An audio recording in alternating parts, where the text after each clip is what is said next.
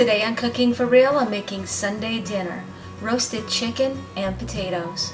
Alright, it's time to mix up the flavoring for this chicken. Right here I have a bowl of melted butter that is 1/4 of a cup.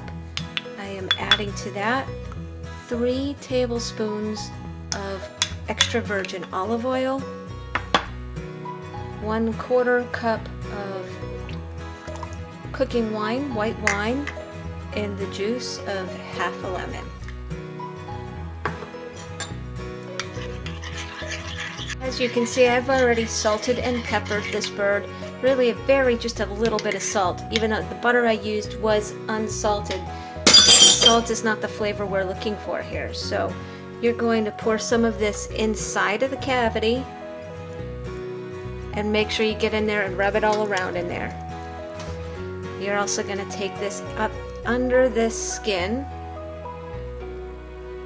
again mushing it around, and you're going to cover the entire bird with this liquid. Really couldn't be a simpler recipe.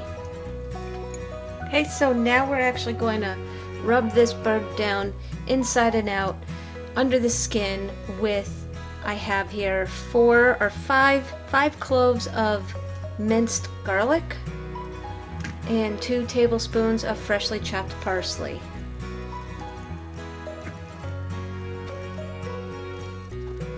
You don't have to get really on the inside of the chicken with the minced garlic because of what the next step happens to be. Okay, and our next step, we did use half of a lemon to season the topping of this, and we're actually taking what's left of that half a lemon, stuffing it inside,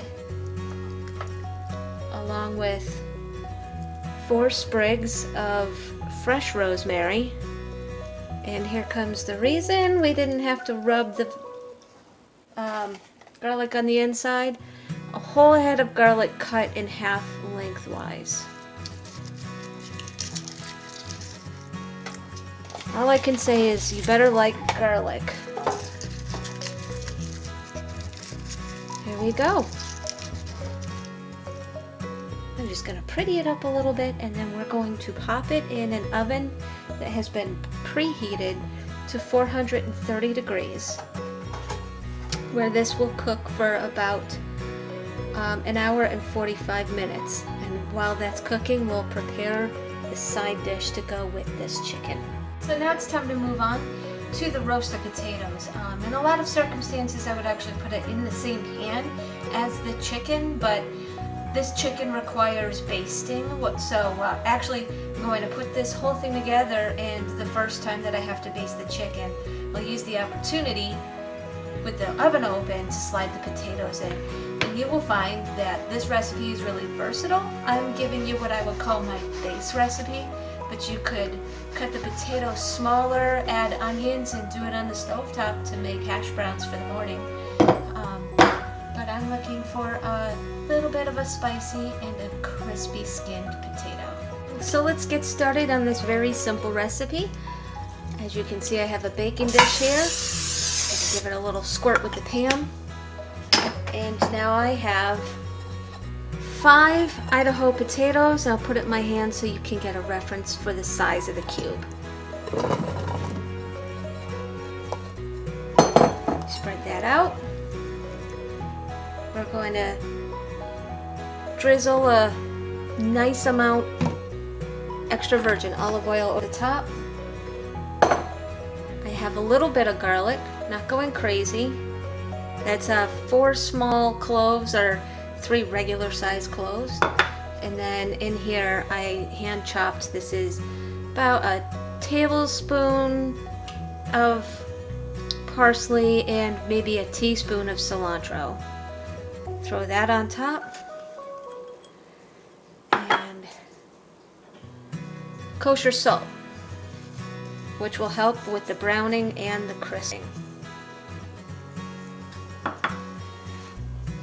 couple of grinds of pepper, which we are doing just for flavor because I like it. And adobo. is sprinkled to, make a fine coat on the top. This is Sazon Goya, the orange box. They come in all different sorts of colors. I just know I like the orange box. So now you see we have this all in the pan. It's time to get messy. Just mix it up with your hands.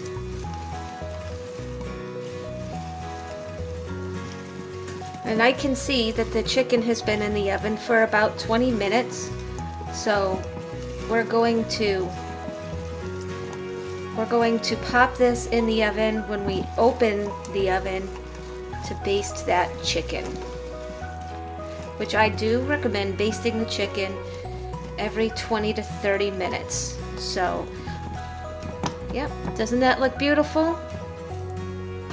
So it's time to check on the chicken, and we're going to pop those potatoes in just like I told you.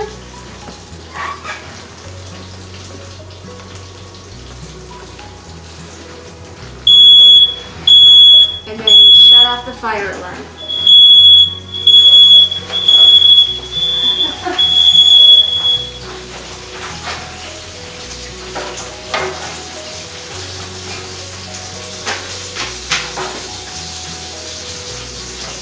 So there you have it. I've made Sunday dinner. Beautiful roasted potatoes and a lovely roasted chicken, which right now is resting. You should let meat rest before you cook it, otherwise all of the juices run out.